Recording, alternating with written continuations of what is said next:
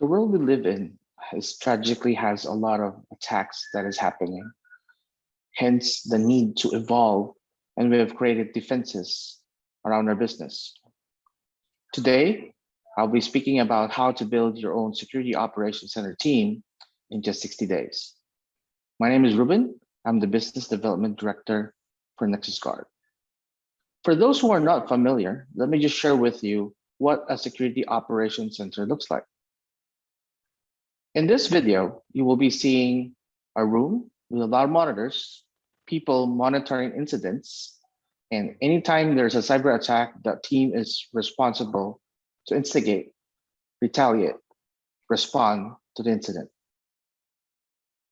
So this is what a typical security operations center looks like. You have a dedicated team responding to cyber attacks. Again, cyber attacks is something that you do not see, but you can definitely feel. At Nexusguard, we have our own security operations center. This is our dashboard, and you will be able to see that there's a lot of multi-vector attacks, types of protocol attacks, targeting a specific asset or a specific company. So these are the things that we want to give value to you, and these are the things that we want to teach you in this presentation. There's a lot of threats in the industry these days, especially in cybersecurity. Let me just give you some examples of it. So we have advanced attackers talking about malware, ransomware, that has targeted a lot of big companies. If you look at the geopolitical situation these days, there are also issues about disgruntled employees, data privacy, and insider threats. From a national level, we have a lot of DDoS attacks that we have seen from countries, especially for those countries that has a bit of dispute. We also have a lot of massive defacements, and some of them we will be discussing in this presentation. So get to realize the importance of a security operations center. Because all of these attacks that has happening for decades, there has been a need to create regulations and compliance to make sure that we have what we call a cyber hygiene. Now, let me share with you tales from the front lines from my team. And these are actual engagements that we've worked on. There are a lot of threat actors in the industry today, and this is just one of them. I just wanted to highlight these types of threat actors are people who wants to destabilize, attack companies, or maybe just to literally share their insights by doing defacements or DDoS attacks. Now, one of the things that we have been working on is working with computer emergency response teams of countries. So we have in this particular report that my team created, we are talking about the modus operandi of such threat actors that you see in my previous presentation. Here, we talk about a country who wants to improve their cyber hygiene. And they were asking, why are you part of this particular list? So my team from the Intel side dug some information to discuss with them the reality. Based on our findings, there's a lot of DDoS attacks, defacements, or cyber attacks that have been happening. So this is a typical example of hacktivists from one country to the other trying to do their attacks. We have found out that this particular country is actually in retaliation with another country. But if you look at the story behind it and how it all started, using social media intelligence, we were able to find out that constituents from this particular country is trying to steal credentials from another countries in their social media accounts. So it was figured out, and ultimately the other party tried to retaliate. If you look at the dark net and dark web, the credentials that was stolen is being sold. And as of this writing, this particular group has 41,000 plus members, and it's still increasing these days. Another good example where there are cyber attacks is because of geopolitical situations. In this particular example, we have a country situated in Indochina that has an attack from another country because of religious beliefs. From there, it became a geopolitical situation where particular countries are attacking each other. Ultimately, after a few months, there was another attack from its sister country. This is because one of their constituents was put to jail. So again, this is an example of a geopolitical situation. So there was like a bombardment of 10 days of a cyber attack to all the online assets of that country, maybe it be from the public or from the private sector. After doing research in collaboration with our computer emergency response team and the National Security Agency, we were able to figure out the timeline of events and also the mistakes from the cyber hygiene perspective that could have helped improve when there was a launch of an attack. So this is the reason why we developed an architecture, what we call cyber defense architecture. It is an architecture of the Security Operations Center that we at Nexusguard pride ourselves defending our clients. So if you look at the left-hand side, we have our technology stack, defending your online assets. We have an operations team operating your online assets and defending all these attacks. And we have a response plan. If there's an incident, we respond accordingly and as fast as possible. So this is something that we do here at Nexusguard, and we try to simplify it, hence completing it in 60 days. Let's talk about your crown jewels. This is an example video on how we try to identify all your online assets. We have what we call Nexusguard Academy. Nexusguard Academy was established wherein practitioners like myself, working with my team, working with your practitioners so we can help defend your online assets in your company as an organization. In this video, I will show you various examples of tools that we will do what we call reconnaissance. Reconnaissance is important because this is a typical cyber kill chain modus operandi of attackers. They're trying to identify types of loopholes in your organization.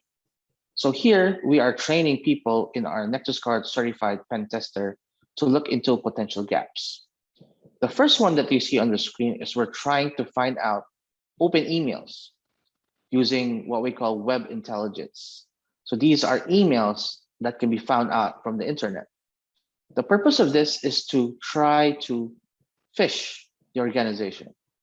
So in this particular example, we are using a tool called the Harvester, and it's trying to search for results of emails that a particular attacker could send to. So it could actually exploit what we call the human exploitation or social engineering. So right now it's doing a couple of search results. Ultimately, it's trying to finish out the results and it will give us particular emails that are available. So these are emails, sites that are available that could be used, and it could be launched as a starting point for a cyber attack. Another tool is what we call DNS twist. What we're trying to identify here is potential subdomains. And in these subdomains, we're trying to find out any potential misconfigurations. So what is a misconfiguration? It is a setting that you have done in your assets or online domains, online assets that could have potential issues. We have seen in our cyber threat intelligence reports that we have shared in our customer briefings that these types of misconfigurations are deadly because sometimes you are showcasing data that should not be seen in the outside world. So these are the typical examples of commands that we execute to gather data. And these are the types of techniques that we teach in our classes so we can make aware of our students, which ultimately tries to secure their organization. So now we're just running the particular script. And this particular script, it's looking for potential squatting domains. Squatting domains means these are domains that are trying to replicate your own domain. And again, this could be part of that modus operandi that will try to phish your particular users. Now, let's talk about the tool called Sublister. I was talking about the particular subdomains, misconfiguration strategies. So I'm just going to showcase to you some of the data that could be extracted when you run this particular command. Ultimately, cyber hygiene is a set of techniques, tactics, and procedures that can secure your organization from potential cyber kill chain modus operandi. So it's a counter of that particular one. So let's look at this particular command. It's searching for the various internet assets. And now it's trying to resolve and trying to figure out any available subdomains that are there that can be exposed to an organization, right? So again, these are the things that you can learn in our classes at Nexusguard Academy. So let me talk about the operations of our Security Operations Center. We have been doing this for more than a decade, and we have developed our own playbooks. And this is what we call the DDoS life cycle. We have 5 stages in this DDoS life cycle, which I will share with you. Number 1, once we onboard a particular customer, we're trying to do baselining. That entails understanding the network traffic, what is normal and what is abnormal.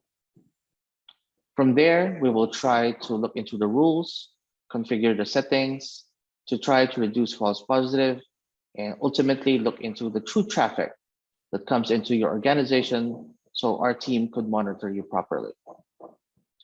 Once there's a particular attack that was happening using our technology stacks and services, what we do is we divert all those particular attacks or traffic to our mitigation systems.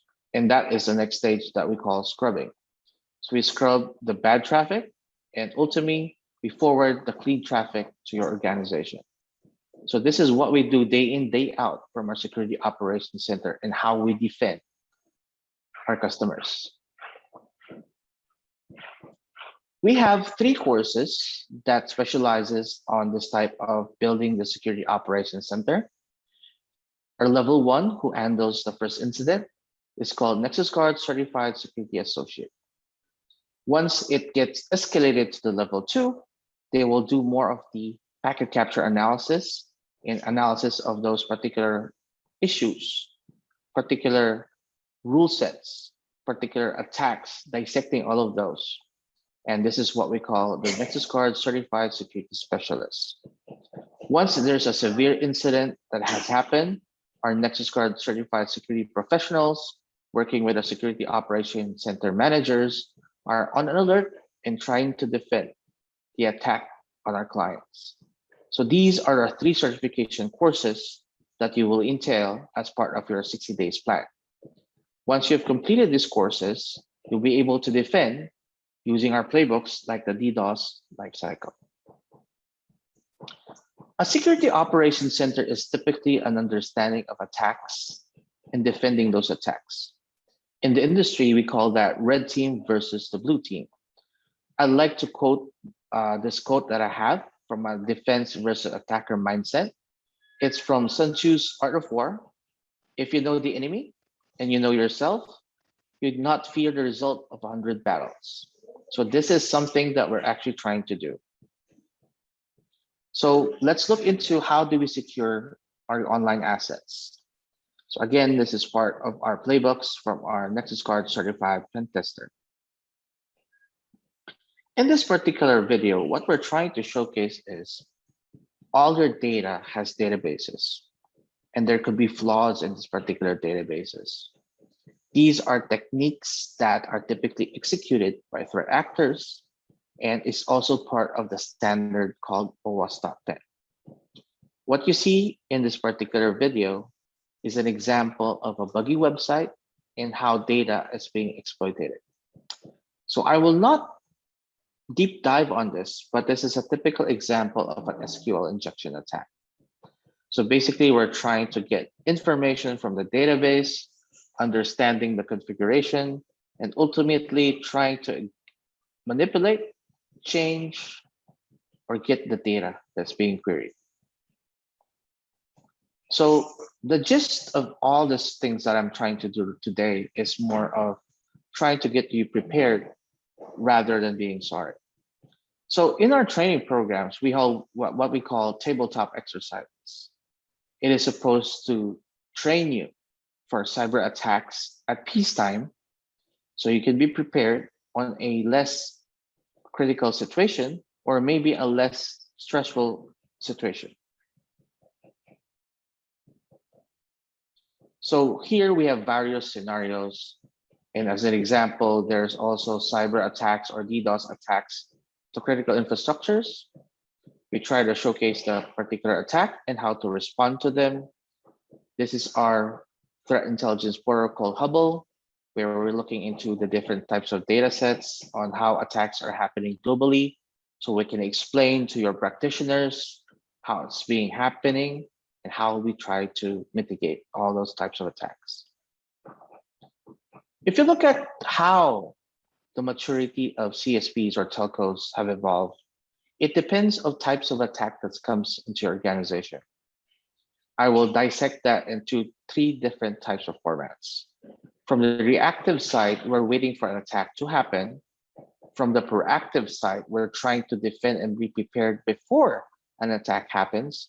And on the predictive side, where you're leveraging AI and automation to make sure that these attacks are detected automatically and maybe blocked before it becomes a cybersecurity incident. So this is what we call a cybersecurity maturity curve, depending on the threat sophistication. So again, at Nexusguard Academy, it was established to offer cybersecurity courses to help enable CSPs to become cybersecurity managed providers and individuals to become practitioners trained by our practitioners. And we have so much experience that we want to share with you in the front lines. We made it simple. Our classes is online or face-to-face. We teach you the business portion of it, how our technology, or in particular our TAP program works. Then we teach you how to operate it using the various certification models that we have. An example, we have our level 1 operations for NCSA, and we have what we call a tabletop exercise, a typical cyber attack, just as I explained earlier. Then we deep dive on analysis in level 2. Then of course, we have to look at the other online assets using DAPT and responding to incidents using DFIR. Then ultimately, we're trying to stabilize our organization through technical professional learning and transformational learning to improve our compliance and risk regulations. We use international standards. We have accreditations that embodies our academy, which helps you understand that we are working with the best and we are working with industry standards. As an example, we work right now with the Singapore government, wherein we apply the skills framework and we teach people who have been affected by the pandemic to be cyber safe, cyber smart, and hopefully we can get them to be part of the cyber pool of practitioners. There's a lot of research saying that from Ponemon, Forbes, etc., there's a lot of need of cybersecurity practitioners, which is true. That is why we're training our cyber defenders for the future to defend all of the cyber attacks that is happening. Our online training is interactive. As you can see, there are videos. You have your students, and you can ask your practitioners anytime. They will be able to answer real life situations or theoretical situations that you need to be addressed. We also have fun. We have what we call capture the flag or gamified challenges.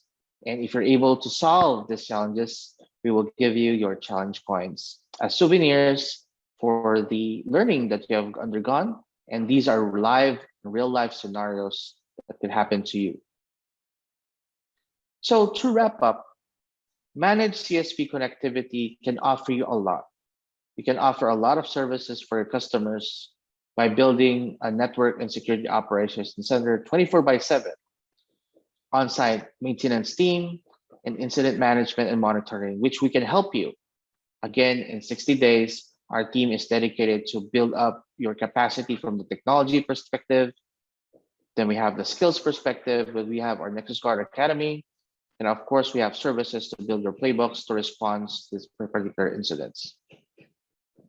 Solving a typical CSP business problem It's not that complicated. We are actually collecting majority of the data, understanding where you are at your current state, and building your roadmap. So this is where we put in the gaps and recommendations, analysis, build your roadmap in 60 days. And as part of that is the training to Nexusguard Academy.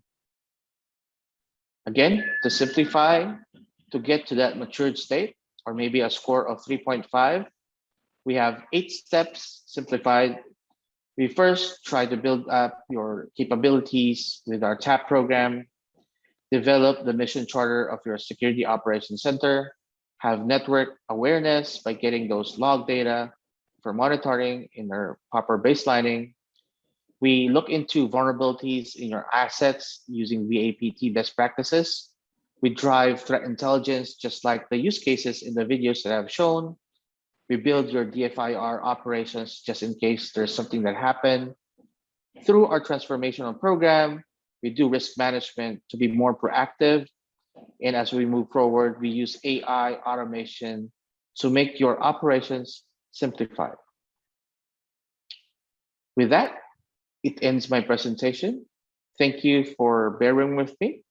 And again, here at Nexusguard Academy, we have redefined the approach on how you can learn the practice of cybersecurity. Learn from us. And as like the quote says, you don't have to be great to start, but you have to start to be great. Thank you and have a good day.